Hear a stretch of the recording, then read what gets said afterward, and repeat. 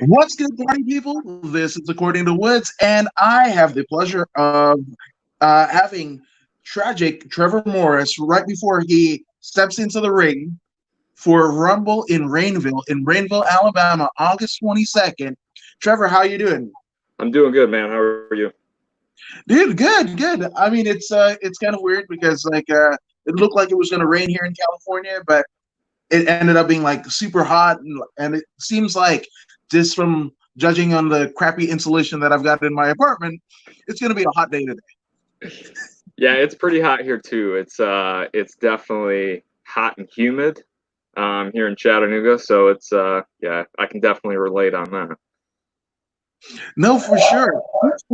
I mean, here in California, in terms of like combat sports, um, you know, there are guys and gals from here that have, worked on the amateur and regional circuit here in California or Nevada that are, with the UFC, with Top Rank Boxing, with, all of the major promotions, right? But I want to see what the Tennessee kind of Gulf Coast region has in terms of their combat sports kind of acumen, because as we're seeing, especially after the fights at Fight Island and Abu Dhabi, Yeah, and countless other fights like the LFA, they're doing fights now, but talent is just coming from everywhere, every corner of the world, and top level talent, top level, gyms are coming out of literally every corner of the world. So, what is it like out there in the Tennessee area, specifically like Chattanooga or the surrounding areas? the the talent pool around here, from what I know, is pretty good. I haven't been able to have the time frame to be able to train with a lot of the guys that are out here in different gyms. I've only dabbled in a few, but I can definitely say that there are some pretty talented fighters out in this area. I've only been in this area for probably about a month and a half, going on 2 months. Um, but like the Michigan area, man, we're brutal. I mean, there's not a lot of people that train as hard as the guys do in Michigan. You know. No, absolutely. I mean, first off, I mean, when you get into that Midwestern territory, I mean, my dad up in Indiana, up in Mishawaka, Indiana, just a Okay. hop, skip, Yeah. and a jump over, right? And when you get into that Midwest, into the East Coast region, I mean, we're talking like the elite. I mean, some of the best wrestlers that our Yeah. country could ever produce come out of that region. When you go, I mean, University of Michigan. You look Yeah. further, no further than the Steiner brothers, Rick and Scott. Both, of course, they did wrestling, professional wrestling, but I mean, they were as legit shooter as you could be, and then over in Minnesota, you had, guys coming out of the University of Minnesota, and the old school AWA Vern Gagne territory. So, I Yeah. mean, it's just notorious for wrestlers. And Now we can't forget about the Ohio State area. yes, the Buckeyes, yeah. Kevin Gotta give them Randleman. a shout out. Yeah, Kevin Randleman. Look no further Yep. than UFC Hall of Famer, Yep. the monster. Absolutely.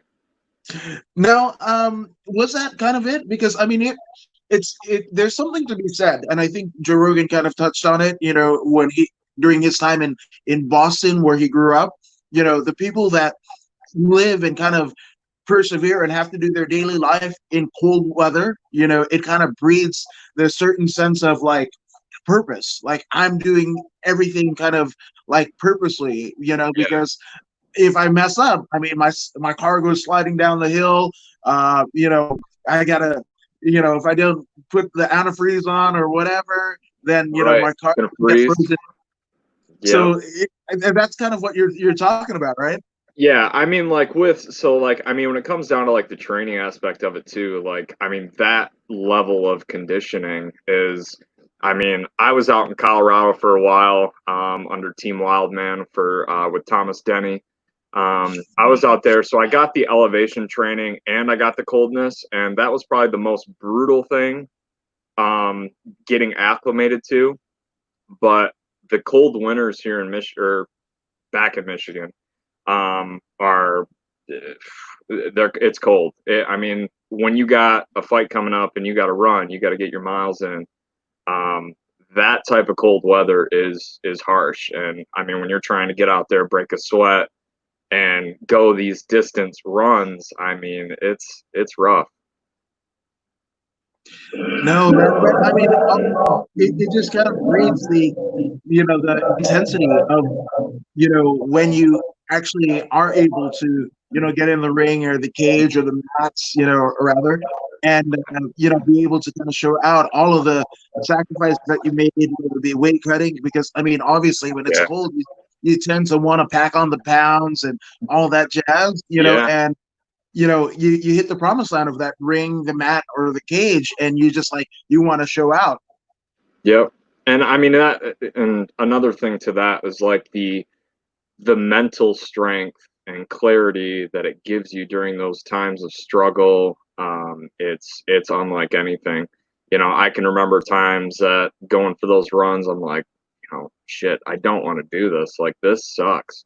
And running through a foot of snow, I mean, that's not enjoyable. Your shoes are soaked, you're cold. I mean, it's rough. And I mean, there's a lot of risk in getting sick if you're not prepared for that. And it's like, that's things you all got to take into factor and carefully plan out for, your fight camp. Yeah, and one thing that most people on the outside looking in take for granted is the fact that there is, I mean, your body is kind of, your immune system is pretty Yeah. much shot, whether it be weight cutting or just taxing your body, to get the optimal performance and get all of the knowledge in that you have for your opponent, or they strengthen the discipline, and it's just like you're already in a compromised state, and then you add that cold weather on top of it. It's a whole nother layer of perseverance that you have to tap into. Yeah, it's rough. It's rough for sure. But that's why we stand out more than other people when it comes on the fighter areas. I mean, and that's just, I've got tons of guys that can relate. Like, it sucks, but it's worth it in the end. No, for sure, for sure. Now, I kind of want to dial it back a little bit, because obviously there's easier ways to make a living, right? So, Yeah. I mean, you having, been a combat sports athlete for so long, what was it that drew you into the sport of combat sports?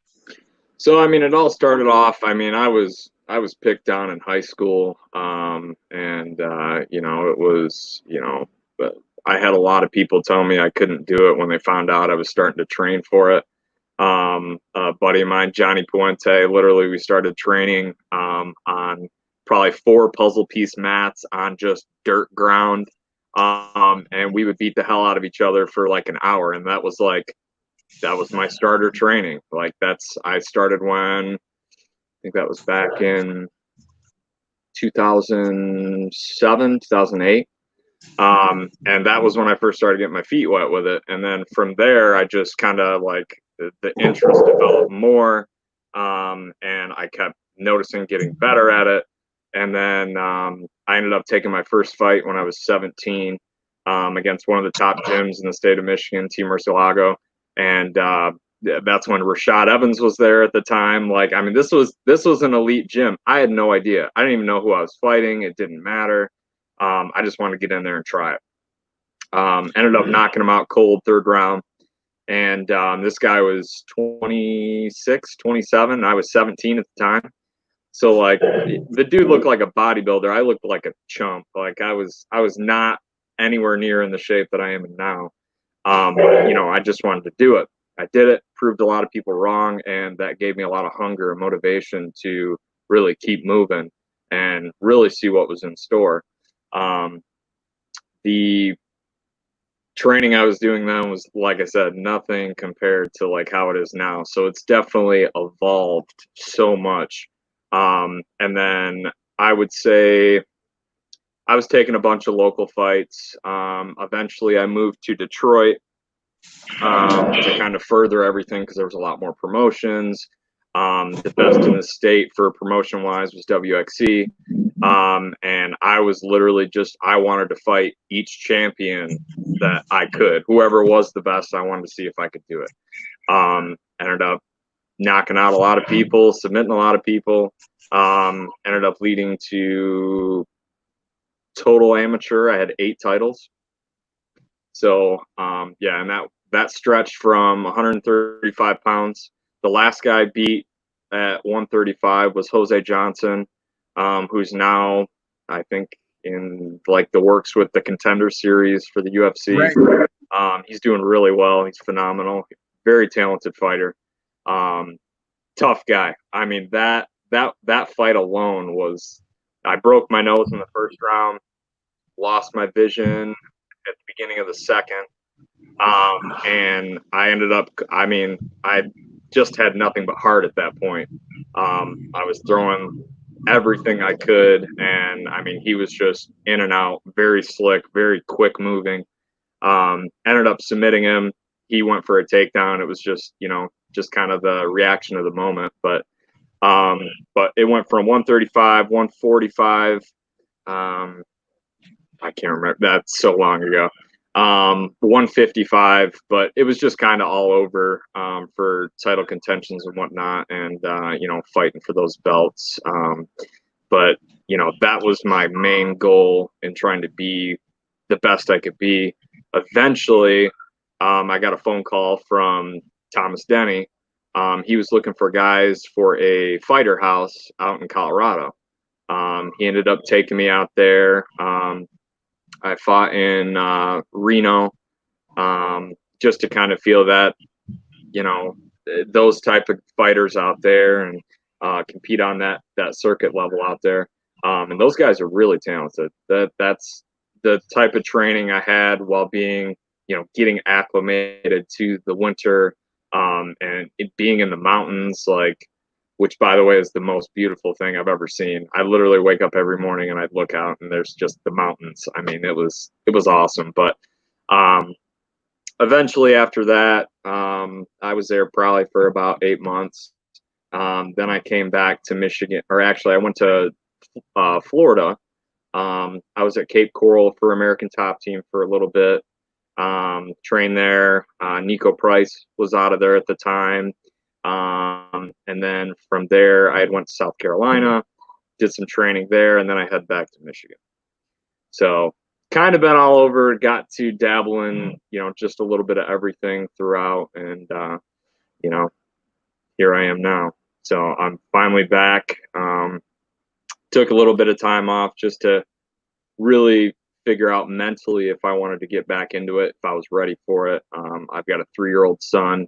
I recently just got married, so it was all like, are all of these things going to be sustainable, and being able to manage the entire time I'm doing this. And boxing, I feel like, is the correct thing for kind of my next step. So probably won't be putting any MMA gloves on again, but who knows? The right offer, maybe. Yeah, you never can say never, right? In this kind of sport world or whatever, and also it's like the right opponent and the right position and the right opportunity, and everything could, basically be flipped on its head, But it's kind of crazy when you think about when you started, it was like, 2008, right? And Yeah. when you think about the whole kind of trajectory of it, I mean, only a year before was the term of MMA, mixed martial arts, was that terminology coined, because it was just cage fighting or valley judo and what have you, So it wasn't just you fight UFC, bro, Right. Yeah, no, that's I still get that to this day. Like, hey man, you do UFC, and it's like, I don't get it as much as I used to, but let me tell you, no, it's MMA, but no, not anymore.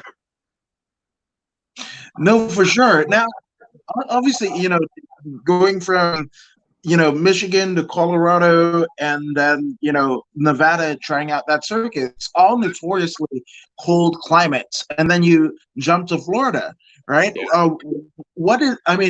it ease up like the joints and the aches and pains a little bit to be in warmer weather, or how did your body acclimate to the change of of I would temperature? my cardio, I would say, was just phenomenal. Just because I was, at that elevation in Colorado, and I went down there, and I'm pretty sure it's below sea level there. Um, but the difference, holy cow! Like I could go rounds on rounds on rounds, like, and I was just not tired. Um, but like for temperature wise, I would say I had to get used to the heat.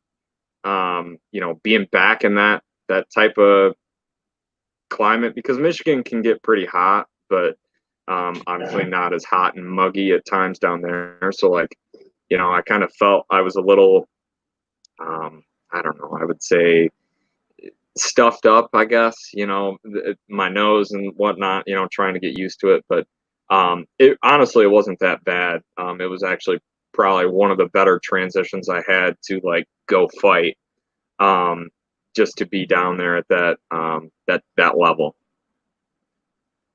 No, for sure. And that's why people wear those training masks, like, kind of oxygen isolator things when they train, because it basically, you test your body and having very very little oxygen kind of going in, and the air being thin, so you can essentially acclimate better to longer rounds and championship fights, and like 25-minute championship round stanza, and so I could totally see why that transition, was probably like, I mean, it was like riding a bike, and you Oh got yeah, it all over again, and actually excelled quite a bit. yeah. I can remember like getting into those first sparring sessions at American Top Team, and I was just like, how, like, I should be tired right now. Like I know that I'm going a little bit outside of my range and like my work ethic, because I was trying to impress and kind of show my talent, skill level. And I was just like, I'm not tired. Like I feel like I could go another 12. Like what the hell? And it was great. And I'm finally back up to that level now. I've got my I've got a couple different training masks that I use, and some of the training methods that I do incorporate like a style of elevation training. So bringing that back into play has helped tremendously. So No, for sure. And now, I mean, obviously, you're talking about American Top Team, one of the preeminent, I guess, super gyms, yeah, in the sport of MMA. So, talk to us about like who was there at the time that you were there, because obviously we know, like, Joanna Jędrzejczyk, we know Amanda Nunes, there's a litany of other yeah. people, and the team that Dan Lambert had pretty much put together. But who's there? Who were you getting the rounds with during your Um, time? there was a lot of like, this was at the old location, but there was like a lot of private sessions, and we were primarily at the Cape Coral location. We went over to the other location, the main headquarters, where Dan's at, only a couple times. I was, there was Hector Lombard there. That was one of the guys I got to meet and see. But really for like elite level status, we didn't have a whole lot of training sessions because it was marked off. But Nico Price, that dude's crazy. He's a villain. Cardio for days. Like, I mean, he is super talented. But at the Cape Coral location, there's a lot of dangerous guys there as well. No, for sure. And I mean, obviously, Nico the Hunter Price in the UFC just had a crazy, crazy fight. His last, kind of outing, and that dude just, what he brings to both striking and grappling, he's just so super unconventional, Yeah, and that's why he's the hybrid. He's all of this, almost like a style bender of a different weight class. he is. I couldn't agree more with that. He's so fast and so like just on his toes at all times. It doesn't matter what position he's in. he's always on it, and he's always like 5 steps ahead of you too. So it's like when you think you've got something going, no, everything changes. So he's really good, really talented. No, for sure. Now, I mean, MMA is, not the only part of your journey. You've competed in submission grappling events and tournaments, as well as, Muay Thai, fights as well. So talk to us about that side of your pedigree. I've done some Muay Thai smokers, just a couple of those, just to kind of dabble in, see if I was really going to like it. I've actually done a lot of kickboxing as well, before anything was sanctioned. So, like, I mean, we had like the full shin guards on and whatnot. And I had a couple fights that we didn't have anything on. So it was just like regular full rules. It didn't matter. But for like grappling, I did more of those. I would say Muay Thai and kickboxing, I probably had about 7, 8, just kind of smoker bouts, just kind of mess around. And then for grappling, I did a couple events. I won the grappling games Chicago. I got gold there I was supposed to do it at 160 pounds, and I ended up going up to 2 weight classes because they needed guys in there. There was like 6 guys, but they needed 8 or something like that. And somebody signed up last minute. It's really weird. But I was like, well, what do I got to lose? I'll do it. So I jumped up and I ended up winning that division. So that was the only time I'd ever placed gold. And it was pretty cool. It was something new, but not probably something I'll do again though. No, but I mean that's kind of the nature of like this, grappling competitions. Whether it be Naga, not so much IBJJF, but those grappling competitions where I mean that's why they're kind of standards in terms of the registration and everything are so stringent is because they've had years upon years, if not decades, on the same thing happening where like somebody would come in all late or whatever, but have the fee, and who's going to turn down money? And they're like, oh, the guy who just stepped off the mat, just step off the mat, and you want to go again? We'll pay for the fees, just to get this person's entry fee. Yeah, it was fun. It was enjoyable. I actually did it with a friend of mine. He, was just kind of starting off. I was just training him. And he ended up taking first place as well in a couple of different tournaments that he's competed on his own. And I'm not a big grappler. I really don't even call myself a grappler. Like, I know the basics. I've got the wrestling to it, but I just love knocking people out. Like, I've got more knockouts than I do anything, and I want to continue that streak. So. No, 100%. Which again, that would be a great moment to kind of bring up. I mean, in Rainville, Alabama, Rumble in Rainville. That's going to be the first sanctioned boxing card by the Alabama State Athletic Commission that has taken place since, I believe, February or March, since the whole COVID situation. So you are essentially taking a part of Alabama history. That's got to be pretty cool, right? Yeah, it's awesome. And like I said, I just kind of found out about that the other day. So it's like, it's got a lot more meaning to it. And it's really it makes me want to have a bigger impact on that show. Like, to have the fight of the night would be ideal for me. I want people to go there, go see that event, and remember, man, you remember Tragic's fight? Holy shit. Like, he was crazy, So that's what I'm going there with the anticipation to have is fight of the night. And, Brandy knows that, Carlos knows that. So it's going to be something definitely not to miss. I just found out too, it's going to be, I think, I don't know if it's streamed or if it's going to be online to purchase. So, I mean, everybody can watch it, which is really cool to see that there's going to be able to have, a bigger audience to be able to witness this event.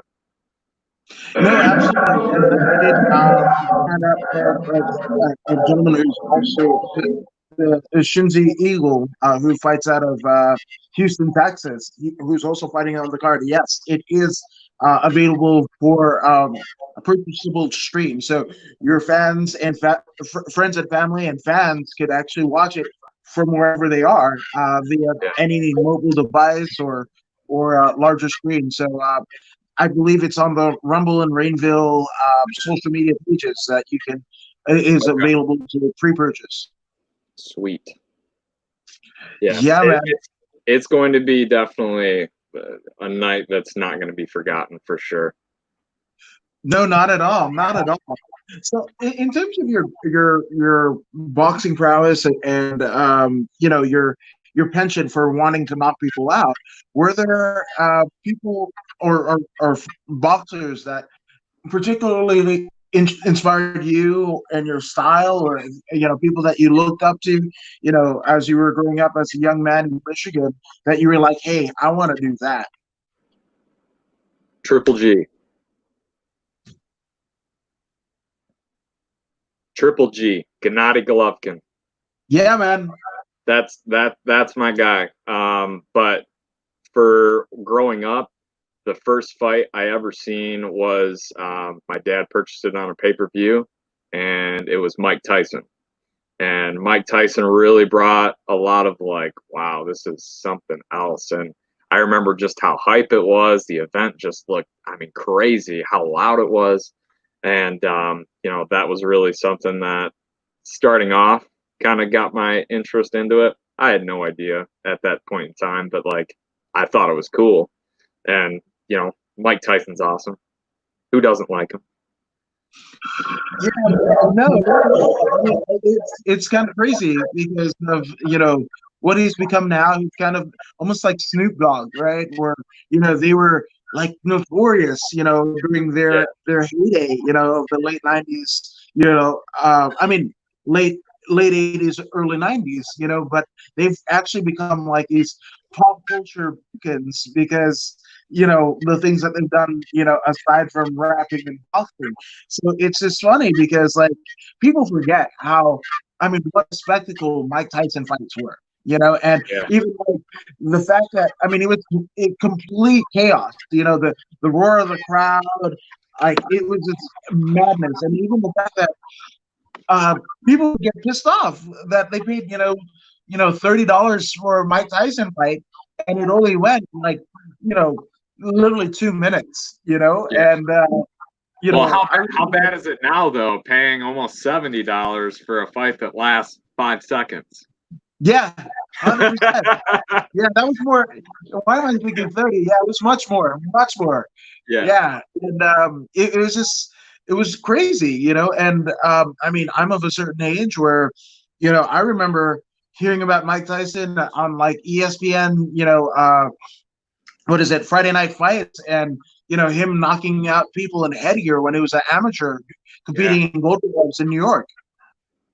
I don't know if you've seen any like the new training footage that just came out, but holy cow, like he looks good. So I really hope he's got a solid comeback. Like it's not just like a big spiel, but I really hope to see him fight now just to see what that's like. I mean, his power, his speed, his movement, it's all spot on. Like it looks like he hasn't skipped a beat. So it should be interesting to see. No, it's funny because he was on the Joe Rogan podcast, not too long ago, and when Rogan was just like, "Hey, Mike, you're not training," and he's just like, "No, because I don't even run, I don't even do that because I don't want to feed my ego," and like. So that was just like a year or two ago, right? And then now we're seeing him train with Rafael Cordero, the fucking mastermind of Wanderlei Silva and Anderson Silva, and and getting that eyes on him. It's just and he's 52 years old and he looks amazing. Yeah, he's definitely solid. He's a lot bigger now than he was then. That's for sure. He turned a lot of that fat to muscle. That's for sure. Yeah, 100%. I mean, I also want to say, the Triple G, because I mean, he's somebody that has literally taken, the boxing world by storm in the last decade or so, and I actually looking over, I was able to cover the I guess it would be the open workouts for the second fight of him and Canelo Yeah. at the Bank of California Stadium here, and he's a sweetheart of a guy. I mean, this is somebody. I mean, imagine there was like a LA Football Club game that went on like right before a full on soccer game, and people either stayed or came in just to see this open workout. And it's like got literally a quarter of a soccer stadium, and people are just going ape shit, just completely ape shit. Wow. When he got out of the ring after the open workout, literally people were throwing things at him for him to sign, and he had one of his like handlers right behind him, Yeah. and he made sure that the handler caught it and basically handed it back to everybody. And we're talking a soccer stadium, and Wow. he's that salt of the earth type of guy. So Yeah. I mean, what was it about Triple G that really kind of got your ears kind of open in terms of what's out there and his style? His style is I like that's my style. Like I can relate as a fighter watching him. I feel like I'm watching myself at times. Like it's just the pressure that he brings, the type of power shots that he throws. Those things are like all stuff that without even knowing about him before, like that was just kind of like my style of that fighting, that very aggressive, fast paced, grindy, gritty style. That's me for sure. But like Rocky Marciano, I know it's hard to find like footage on it, but same way. Rocky's a very gritty, grindy, hard out there on the line, type of guy. And I mean, those two guys for sure, I would say are like, for me, boxing are pretty, my guys to watch for training or, for inspiration or whatnot. No, for sure. And it's funny because the amazing thing to me, and that's something that I don't take lightly, but how Triple G has essentially won the hearts and the minds and the souls of like the Mexican people because he fights like a Mexican boxer. He Yeah. fights more like Julio Cesar Chavez Sr. than Junior does. Yeah, I can agree with that for sure. Yeah, man, he's something amazing, and I think in both of those Canelo fights, I'm not saying because it's biased and I have a signed poster of it, to state right, but I think he was robbed in both of them. I mean, the second fight definitely closer than the first fight was, but I mean, Yeah. those are robberies, and those were one of those like, man, but especially with the advent of like high level jujitsu in terms of like EBI getting getting publicity, the advent of MMA and everything like that. And boxing had been in a downturn because obviously you can judge the way that any particular combat sports will go in the amount of appeal that the heavyweight division had. And for over a decade, they had the Klitschko brothers who would literally fight you to sleep. I mean, they were the most exciting fights. And then here's a time where you've got two homegrown stars, right? Homegrown stars that are here, and boxing had to be boxing at the most boxing moment. They couldn't get away with somebody getting an envelope or something like that. Some weird stuff going on behind the scenes. Yeah, no, definitely. But like on the fast rise, speaking of like styles and promotion wise, bare knuckle boxing, that's the goal. That's where we're heading. So we'll see definitely how far this boxing's going to go. It's definitely going to be around. I'm definitely going to be anytime Brandy needs a fighter, I'm there. It's going to happen. Count on me being on that card. But David Feldman, I'm coming. So Ooh, there's a declaration there. I'm coming. Woo! So There it is. And you know waiting what's for the funny? call. Yeah. But you know what's funny to me is the fact that, in terms of, whether it be high level jiu-jitsu, like the aforementioned, EBI or Naga or, Fight to Win and these big, jiu-jitsu competitions or with bare knuckle boxing, right? Yeah, Let me forget. I mean, we're almost, and even like podcasts, right? yeah, Um, this is essentially what they were doing at the advent of the turn of the century. Where podcasts are essentially radio programs. Bare knuckle boxing has been around since the dawn of man, and same thing yeah. with high level grappling. I mean, a lot of people kind of get it twisted with the whole WWE version of pro wrestling, but I mean there was a time where you know competitive grappling or professional wrestling would essentially be on the radio. People would gather around their radio sets, to kind of watch it. And I mean, the Dumont Network there in Chicago that ended up becoming WGN. I mean, one of the first things that they did was, have a Lou Thez fight, like a, Yeah, professional wrestling match with hardcore, like catch wrestling. So it's funny because with all of the technology, what is once old has become new again, and bare knuckle boxing is right there. it's beautiful to see it. It really is, and I can't wait to see what it's going to be. 5 years from now, 10 years from now. And like you said, everything's developing, and I feel like the sports, all sports, UFC, MMA, jiu-jitsu, boxing, everything is going to continue to excel and grow. So it should be really nice to see when I'm old and not doing it anymore. Yeah, I mean, I think bare knuckle. There's a BKFC fight, I believe this weekend, something like that. I mean, I, or the next weekend, or somewhere close. Like bare it's knuckle. coming up within the next week or two. My Yeah, buddy actually he just got signed for a fight. Brian Stonehands Jackson.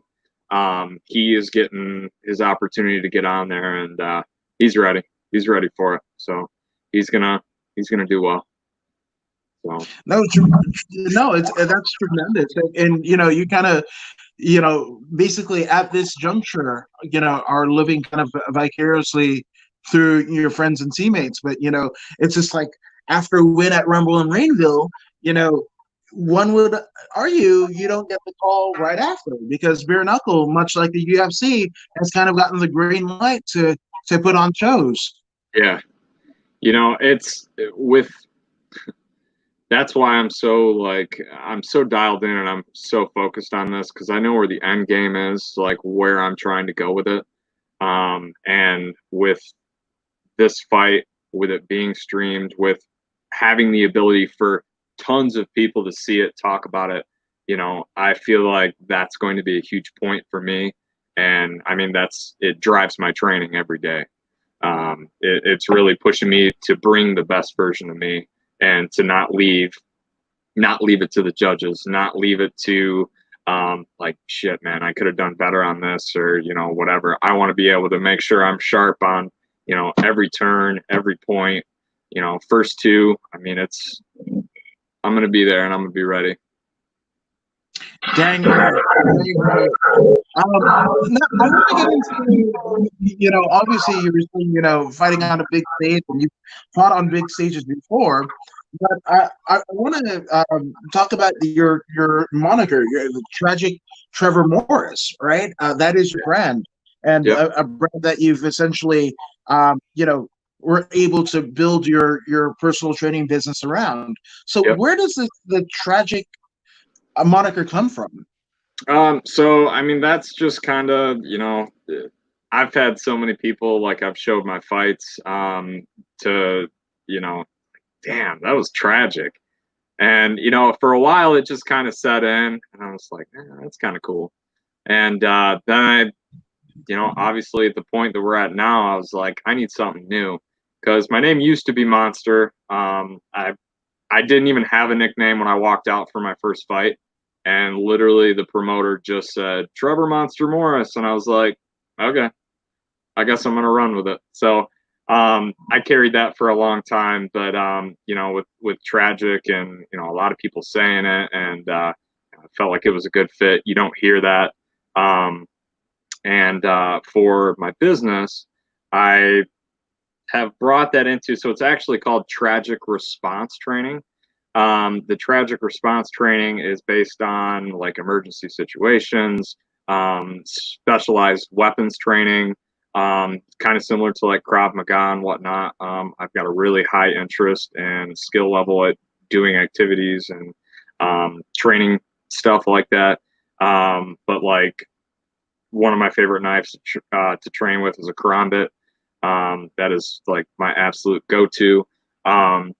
But like a lot of it's like simulation stuff. A lot of stuff that you'd see like on like any tactical websites or you know stuff like that. But I'm throwing in a lot of like self-defense stuff. So not only is it just like specialized training, it's also an all-around MMA training style from all these different arts.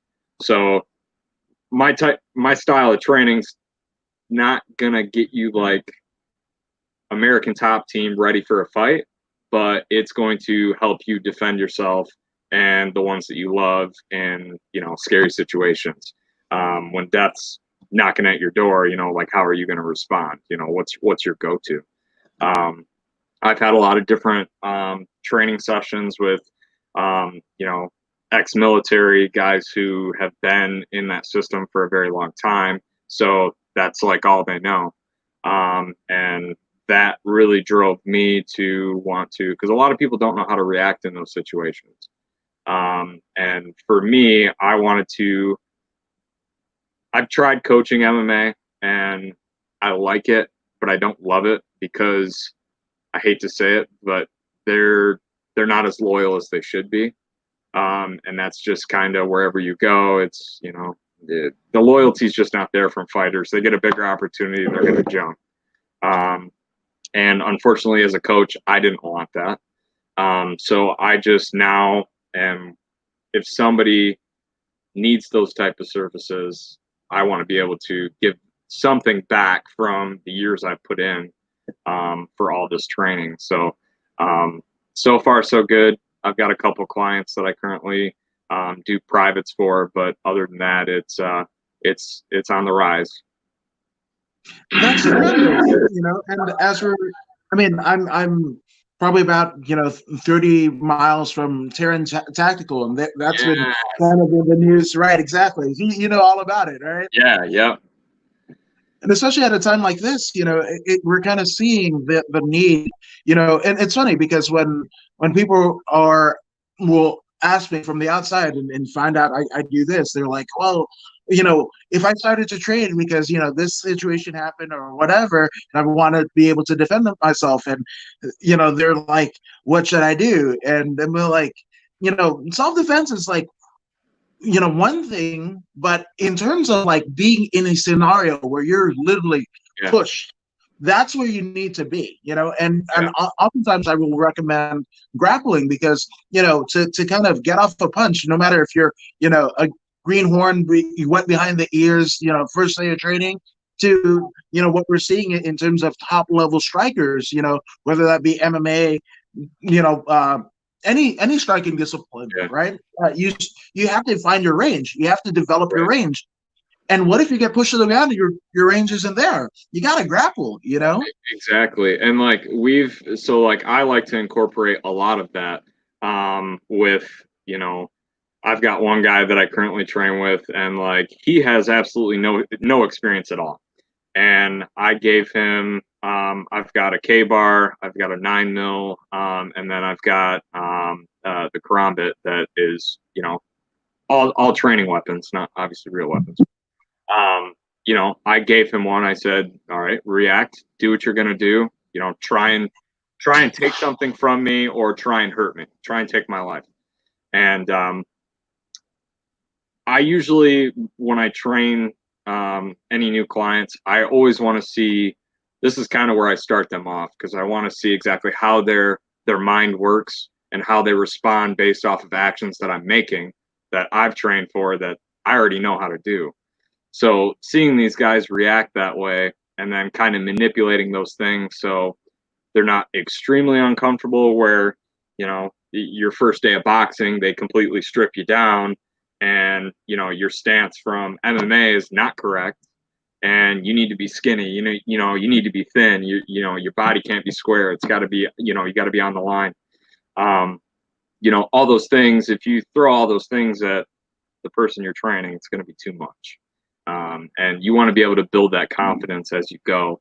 And, but having him react in those situations is definitely a pivoting point to help them open up and learn to see things from your perspective, as well as, okay, I've seen it like that. Now I'm understanding it like this. So it kind of just shows different things for the client and obviously for myself, because I love doing that type of training. Yeah, and that's one of the things that we're kind of seeing in terms of, whether it be, grappling, MMA, or whatever, when you see the advent of, fighters that have become corners and coaches, to their teammates or just, anybody at large. I mean, we just saw it on Fight Island where, the Irish Dragon, Paul Felder, who's doing commentary, and all of the corners for Flash Gordon essentially got tested positive for COVID, and even he got a false positive. So, I mean, literally, Paul Felder was like the Jamaican of MMA, having 6 different jobs that he's juggling right on there, But it just kind of shows you in terms of you've acquired all these knowledge, from different attributes and acumens and what have you. But the cool thing is to be able to kind of parlay it back and really see how much you really know. Yeah, no, and it's, and that whole COVID thing too. I felt terrible for Mike Brown not being in Gamebred's corner. I mean, that's like Masvidal's. That's his guy, man. They've been together for a very long time, and I was really bummed on seeing that. But hopefully all this COVID thing will go away. It needs to go away. People need to wear their masks. Yeah, man, it's weird because obviously there's a very kind of like impassionate debate that people are having and what have you. And I've got friends that are from here that live in that. I mean, as soon as crap was shutting down, they were like one went to Taiwan, one full time. He was a Muay Thai and just a combat sports photographer.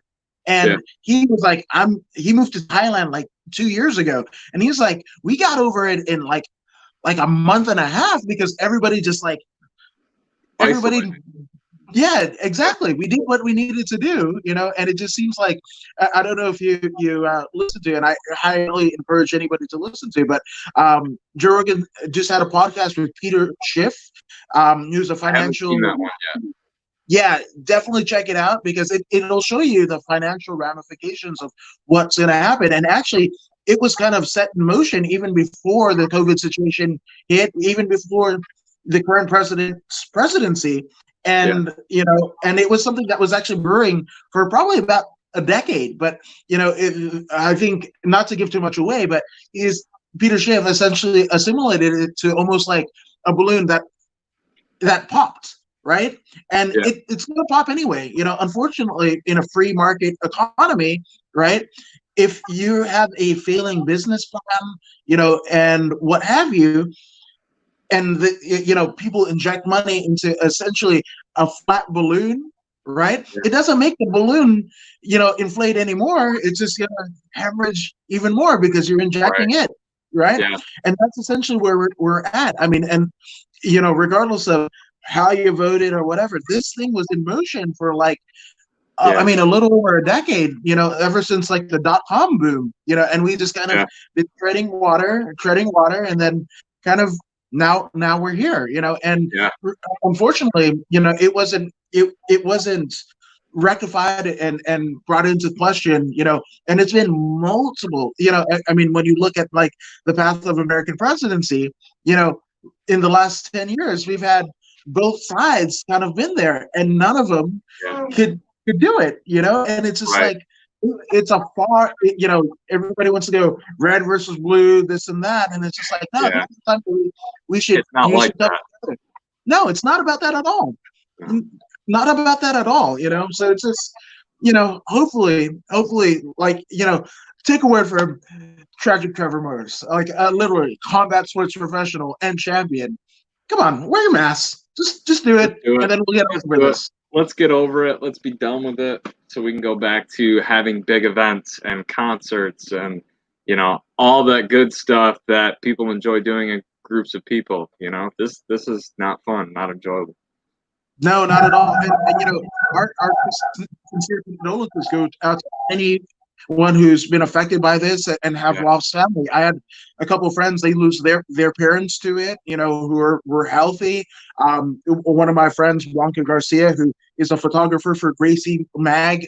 You know, among other things. You know, it was like yeah, the worst thing that she'd ever experienced. You know, and thankfully she kicked it about a week ago. But it was just like it is something that is there, you know. So it's just like, come on, guys, let's do this yeah. because we want to see some concerts, we want to see some fights, we just want everybody to get back to normal.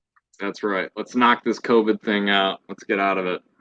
So, Absolutely. Now, in terms of, I mean, obviously, you know, it's kind of a grim kind of situation in terms of the concert kind of mindset. I think somebody, one of the head honchos at Live Nation, doesn't expect that we'll get back to concerts, large scale concerts, until, you know, 2022. So, I mean, it's like a year and a half out, right? yeah. But and I mean, I know it's not metal at all, but I was actually May 7th at the Forum, the 1975 were playing, and I have been into them pretty well, right? And I was so bummed. And I grew up in Inglewood, right? So the Forum, I Okay. had my high school commencement ceremony from Inglewood High right there at the Forum, the Madhouse on Manchester. And it That's was just, it kind of broke my heart, you know? But yeah. what are concerts that, or bands that you've been listening to, or concerts that you've patroned that kind of get tragic Trevor Morris in Um, the same time? I would have to say I've got a pretty solid few. Definitely the Acacia Strain, Kublai Khan, Knock Loose, Traders, and Slipknot. Slipknot's kind of like Slipknot's cool. it's kind of a little, Slipknot's you cool. know, it. See, I used to listen to them when I was a lot younger, so like Right. I know all their songs, so it's just kind of like it's overplayed, and you know, I like their new stuff, but if I do dabble into it a little bit, that would their newest album's pretty good. I do like that; it's got a different sound to it. But for Kublai Khan, not oh yeah, I don't know how I missed this one. Lamb of God, one of my Lamb of favorites. God. Yeah, so but those are definitely my top, my go-tos. I mean, that's like my entire playlist. I've got all their albums on a complete shuffle, and that's like my run music, bag music, you name it. So You know, and not to you know, kind of harp too much on Slipknot. I mean, come on, we were young, right? The first time that you heard "Wait and Bleed," you know, it was just like, oh, yeah, what is this? yep. What is I this? I remember so when I got that album, I actually got it as a Christmas gift, and my parents had no idea what it was. They just knew that that's what I wanted, so they got it. And I went and put it like on the stereo speaker in the living room, and like um, I think it was "Sick." "Sick" was the first song because I skipped the first intro track. I played "Sick," and it just was so heavy and so brutal. They're like, "Did we really just get that for them?" And just like Corey's initial like screams, just oh man, it was great. I won't ever forget No, it. that's hilarious because I mean the exact same thing happened to me, but completely different. Where I had heard like because my dad was a contemporary jazz musician, and I grew up with like, you know, whether it be Spyro Gyro or, you know, even Genesis and Journey. You know, growing up in like the Bay Area, you know, Santana, all of those, you know, those Bay Area staples, those Grateful Dead and everything. So my musical kind of stylings were pretty versed, right? And Yeah, you know, I thought I thought the Backstreet Boys. I mean, we just had we just had Backstreet with No Diggity, No Doubt, and all that jazz, right? So I was Yeah. like, I thought they were an R&B group, right? So I asked, that was on my Christmas list, right? That was on my Yeah. Christmas list, that Backstreet Boy album and whatever. And I opened the dang, wrapper Yeah. only to find, guys in wet shirts and whatever. And my dad looked over at me, and it was just like, and then automatically I was like, to my sister, I was like, "You want this?" I just I passed it didn't off. watch this one. No, I don't Yeah, think I so. was like, yeah, it wasn't a good look at all. But I mean, going back to Slipknot, man. I mean, it's even funny because Jay Weinberg is their drummer now, and he's obviously a Mighty Max Weinberg of the E Street Band, Bruce Springsteen's band. And there's a cool picture that he posted on Instagram not too long ago, probably about a year ago, of Max Weinberg basically going and taking his young son Jay to a Slipknot concert at the Garden, right when they first played the Garden, Yeah. and basically he brings them to Corey Taylor, who's wearing a mask, right, and they Yeah. replicated the what, like, I think 15 years after the fact, Jay's there, and Jay's standing there with Max, his father, and facing Corey Corey. Taylor. Yeah, and it's just like, it's just what dreams may come. Yeah. No, it's I love him in that band. I mean, no disrespect to Joey. I love Joey. Joey was great. Absolutely. The old school days, Iowa, the self-titled album. All those were just the very, like, I mean, that was the traditional sound. That was the nitty-gritty of Slipknot. I love now that they've incorporated more of like Sid's, electronic samples and stuff like that. Craig's doing more.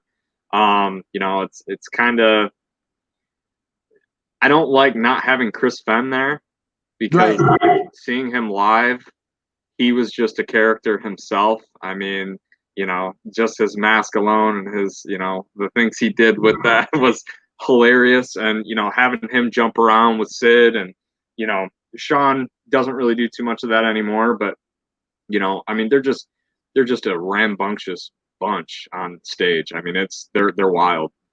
Yeah, 100%. And it's just so funny that with that wide array of guys,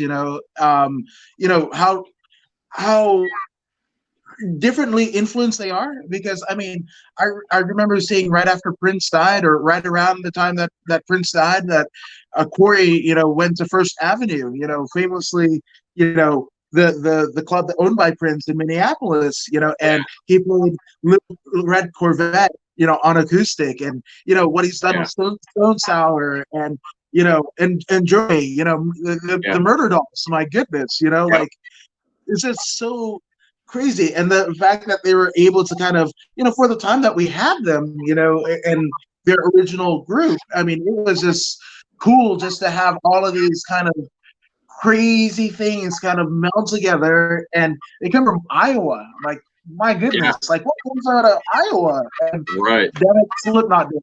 Slipknot did That's definitely all you need to know, right? exactly. You think? I mean, anytime I hear about Iowa, I Slipknot. Like that's the only thing I think about. They have a couple Muay Thai competitions there in Iowa, but that's it. Did you do the fanboy tour, and put in the Google machine, like, Joey Jortson's childhood home, or Chris Finn's No, childhood home? no, I never did that. The one thing I did do though, I was passing through. I was going to a. I had to go down to Kansas to help a family member of mine move, and we were actually passing by the hotel that Paul Gray passed away in. So I was just kind of like, I looked that up just because I wanted to see it. It was like right off the highway. And apparently that was like a bigger place that they used to stay after a lot of like local shows and whatnot. So yeah, I mean, it was kind of, obviously it's sad, but it was, to see something like that, like that's, rest in peace. That's pretty crazy. But No, for sure, for sure. And that was a, I mean, the circumstances surrounding his passing were unfortunate, you know, but it's just like it's it's a way to kind of connect because it's somebody, you know, and that's one thing that a lot of people you know, when a lot of people of prominence, you know, pass away, and they're like, "Why are people crying that have never met him?" And it's like, well, even that could be absolutely true. You could have never met the person in the flesh, right? But Right. the emotional and social impact that they made on your life, I mean, is immeasurable. Yeah, I remember the first time. So I went to Rockstar Mayhem Festival in Detroit one year, and Slipknot was there, and I remember. So I had my aunt with me, and she's like a huge Slipknot fan, absolute fanatic, and she is actually friends with Jim Root, and I had no idea. She didn't tell me anything. And literally, she walks me back. So we were walking into like where the ticket line is, and she's like, "Oh wait, hold on. I think I forgot something." She pulls me over, takes me underneath the like the barricade line, and walks me back. And we're starting to walk past these buses. And I'm like, "Where are we going? Like we didn't even park over here." We're walking back, and there's Corey, there's Jim, there's Sid. They were all outside, and like I just was like I don't even know what to say. Like this is Corey. Corey's my favorite vocalist of all times, and you know he just like I was like, hey. I couldn't say anything else. Like I was just so intrigued and you know fascinated. Like, damn, I'm standing next to Corey Taylor, and not a lot of people get to do that. You know, so it's he's a very private guy. He keeps to himself. Yeah, and you know it's crazy because I mean somebody who gets lost in the music and what have you. I mean, I totally agree. He's probably one of the greatest vocalists of, I mean, of the last 20 years because you know Yeah, a lot of people just say, "Oh, the guy with the math" or whatever, but you listen to what he's done in his solo stuff. You listen to what he's done with Slow Sour. I mean, yeah. he's got this like emotional, you know, like treble in his voice that he can literally do anything. He's done classical. He's done everything, and He, I mean, he's just so talented. yeah, he's so versatile in everything that he can do and hit, and like Randy Bly, I love Randy Bly, and like you know he's got some. I wish he would do more stuff with Mark Morton on like the solo albums that you know that he's just started doing, and you know I feel like he could branch into that, but by far Corey's got it hit on all levels, and you know and just the type of guy he is. I mean he's an awesome dude. Yeah, no, for sure, for sure. Yeah, it's funny. Like, this is so cool that we met because, like, we're definitely similar. So we're Yeah, gonna keep this going. But obviously, I mean, we're in fight camp right now, right? So, yeah, you know, August 22nd is the date on the map, right? yeah. And obviously you're weight cutting, you're a fit dude, but I want to know what the heck you get into otherwise because like I mean eating healthy only does so much. You got to have one cheat day. What does that cheat meal look like for Trevor Morris? Well, so let me first throw this out there: is that a diet is the word diet to somebody normally means only a certain amount of time frame that you're going to be doing that. Lifestyle is a way you're going to be eating because you enjoy eating that way. You know, a lot of people for diet, like I'm not super hard on my diet. I am not on a diet. I naturally eat this healthy. I eat this way because I feel good.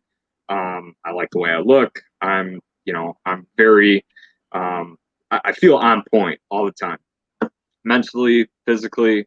You know, there's no other way I'd want to eat. You know, it's not like going to you know McDonald's or something and just you know I've only got 20 minutes and you know I need to get this you know this food done quick. It's for the time frame. My meals are usually really quick. You know, like I'll have, for example, I had last night for dinner. I had elk back straps, and like that was like my cheat meal during fight camp. Like I don't eat a lot of red meat because it's very slow on your digestive system. White meats like eggs, chicken. I usually sometimes will incorporate pork loins. I did that when I was super broke through MMA, like when I was doing my 30-pound, 35-pound weight cuts. Literally was a couple of those a day, a couple handfuls of spinach, and a sweet potato. That's it. You know, so like super drastic, but like obviously portion sizes is the hardest thing to contribute to the diet change or the lifestyle change, you know. But for cheat meals, one of my favorite ones that I would do after like an MMA fight would be a Krispy Kreme burger.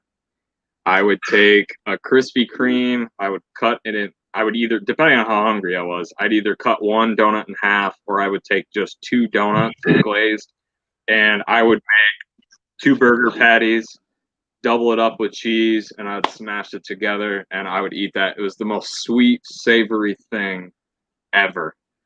You can't beat it. It's so good. Oh man, I gotta try that. I mean, I've got a few pounds to shed, but I mean, I think that would be the thing that would make it all worth it. I mean, and there's a couple places out here that do exactly that. Like, Yeah. And Krispy Kremes are kind of addictive, right? But they've done other donuts and they've put them into burgers, like a breakfast sandwich. And yeah, I love. I mean, I'm half Fijian, so that sweet and savory type meal, that's my alley. Yeah, just, I mean, like the best thing to do is to get like, I personally like, I don't know, I kind of go back and forth. I like really lean beef, but then I also have my times where I like the fattier kind because there's more flavor packed into it. I usually don't ever season it. I literally just cook the ground beef as it is, leave it not completely pressed so it still has a little bit of the grease in it. Double it up with some cheddar cheese, or I've used Presidential Swiss. It's not that good as the cheddar cheese, but it still hits pretty hard. It's good. It's delicious. You got to try it. No, for sure. For sure. Well, I mean, dude, I mean, thank you for this. This has been kind of, this is cool. This is so cool. But I mean, obviously, August 22nd is happening, but I definitely want to have you get some shout outs of the way. Obviously, you know, the weight camp, your fight management, and then even moving, you know, kind of so soon before your fight, you know, that's got to be crazy. Getting married, you know, and, you know, being a dad to your kid. So let's get some shout outs of the way and people that have helped you get to where you're at. Well, I definitely got to thank you for bringing me onto the show today. That was definitely appreciated, and I'm trying to really get my name out there and bring a presence to, you know, Tragic and everything that I'm about to bring to the table for Tragic Response training and whatnot. So Tragic Response training, if you're interested, feel free to message me, social media, Instagram, Facebook. It's all on there. Otherwise, you can visit my personal page. There's also links posted above in the description. Any type of training I usually do. I've got, in the next 2 weeks, there's going to be some free videos being released for different like training methods, different styles of mentality training, just kind of breaking down some different things to incorporate into your day-to-day lives for free. So with that, definitely CNC management. Carlos is great. You know, he's been nothing but great for me, plugging me into the right people, getting me where I need to be, doing the things I need to do to really excel and get my name out there, as well as find fights. So thank you to everyone that's watching. Can't thank you guys enough. The support is tremendous. But wear your mask. Just put it on. Don't go out anymore. Just get it done. Let's make this thing go. Just get it done. You got to get it done. That's it. That's it. And you're going to get it done on August 22nd for sure. And I can't wait. I'm purchasing the stream. You guys should too. It's going to be awesome, you know? And I mean, come on. What else is going on? What else is going on? Well, then support your local fighter. Come on. All I know is August 22nd. It's going to be tragic. Dang. And what are those official Tragic Facebook and Instagram pages? It's going to be just at Tragic Response. So you will, the page should be posted actually tonight at midnight. That will be updated and good to go. And then the videos, I would say, are within the next week or two at tops. So everything's going to be coming in pretty heavy and steady. So, you know, tune in and check that stuff out and, you know, get yourself some free shit. Yeah, man. It's always cool. Well, Trevor, thank you so much for joining us here at the According to Woods. Thank you guys for joining us here, and like, share, and subscribe this page, and also everything that Tragic Trevor's doing. I'm just saying, rock out, man. But this has been According to Woods with Tragic Trevor Morris, and we are out. Thank you again. Appreciate it.